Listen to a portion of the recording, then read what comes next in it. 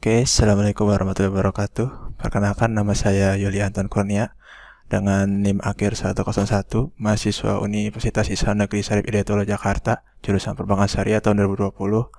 Pada kesempatan kali ini, saya ingin mempresentasikan skripsi saya yang berjudul Analisis Tingkat Efisiensi pada Bank Umum Syariah di Indonesia dengan menggunakan Data Envelopment Analysis, periode 2019 hingga 2023. Adapun dari skripsi ini terdiri dari 5 bab. Yang pertama, bab 1 terkait pendahuluan, bab 2 terkait tinjauan pustaka, bab 3 metode penelitian, bab keempat temuan hasil dan penelitian, yang kelima kesimpulan dan saran. Adapun dari bab pertama yaitu pendahuluan, yang dimana latar belakangnya yang pertama, lembaga keuangan saat ini mengalami perkembangan yang pesat. Salah satunya dari industri keuangan syariah yaitu perbankan, yang dimana perbankan ini secara global total asetnya pada tahun 2022 sebesar 2.765 miliar US dollar, dimana porsinya sebesar 70% pada keuangan syariah global. Lalu pada perkembangan syariah perbankan saat ini, yaitu pada tahun 2019 sampai 2022 dilihat dari sisi aset, TPK, dan pembiayaan, yang dimana dari grafik tersebut diketahui pertumbuhannya semakin meningkat, sehingga perkembangan ini menjadi salah satunya kontributor penting dalam pembangunan ekonomi nasional, khususnya dari keuangan inklusif. Lalu meskipun pertumbuhan yang positif ini, kondisi perbankan juga berbanding lurus dengan market share perbankan syariah, di mana market share sendiri secara global masih rendah dibanding dengan market share perbankan syariah secara global, yang dimana paling tertinggi pada tahun 2023 yaitu Saudi Arabia dengan 32,9%. Hal tersebut menjadikan bahwa potensi pasar syariah yang luas dan mayoritas penduduk Indonesia beragama Islam membuat perbankan syariah tidak mampu mengembangkan pasarnya. Hal ini dikhawatirkan mempengaruhi dari sisi kinerja keuangan dari perbankan sendiri maupun dari ketidakefisienan perbankan syariah, yang dimana ketika perbankan syariah ingin memperluas dan mempertahankan perbankan, maka diperlukan biaya-biaya operasional yang bertambah. Hal itu menyebabkan kalau kita menambah beban operasional sendiri mengakibatkan ketidakefisienan dari bank syariah itu. Selanjutnya, dari mana market share yang besar juga bisa memanfaatkan inovasi dan juga teknologi. Hal ini juga bisa mengurangi dari sisi beban sendiri.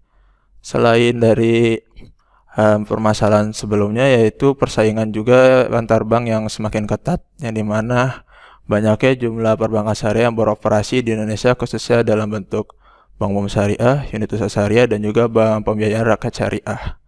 Hal itu yang terjadi karena bank tersebut banyak yang menawarkan berbagai produk dan juga layanan, sehingga dalam menghadapi tantangan dari hal tersebut, maka perbankan syariah diharapkan bisa meningkatkan daya saing dan kinerjanya.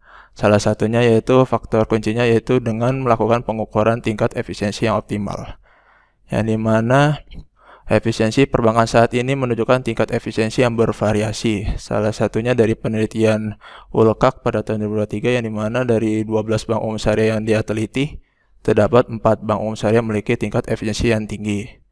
Selain itu juga dari penelitian Amalia dan Ekowati juga diketahui 6 bank umum syariah terdapat 3 bank umum syariah yang memiliki tingkat efisiensi yang tinggi.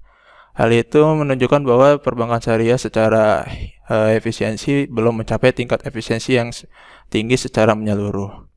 Dalam menganalisa ini efisiensi diukur dengan menggunakan metode data envelopment analysis, yang dimana perhitungannya dengan menggunakan variabel input dan juga terhadap variabel output, yang dimana variabel ini bisa menjadi salah satu faktor penyebab ketidakefisienan dari bank umum syariah. Hal ini terjadi karena penggunaan input juga untuk menghasilkan output yang tidak maksimal. Adapun dari penelitian Qauduri dan Haron pada tahun 2021. Lalu juga dari Titania Mukti mengatakan bahwa di mana jika DPK yang digunakan sebagai input disalurkan kepada pembiayaan sebagai output, maka bank syariah bisa meningkatkan profitabilitas serta bisa meningkatkan efisiensinya. Namun sebaliknya, ketika tidak disalurkan dengan baik, maka bank syariah tidak bisa mendapatkan profitabilitas maupun mengalami penurunan secara efisiensi. Sehingga dari hal tersebut, Dengan demikian bahwa latar belakang tersebut, maka penelitian ini mengambil judul seperti berikut, yang dimana identifikasi masalah terkait pertumbuhan. Pertama ada pertumbuhan total aset, DPK dan pembiayaan perbankan syariah, dengan diikuti dengan market share perbankan syariah yang rendah dibandingkan dengan negara lain.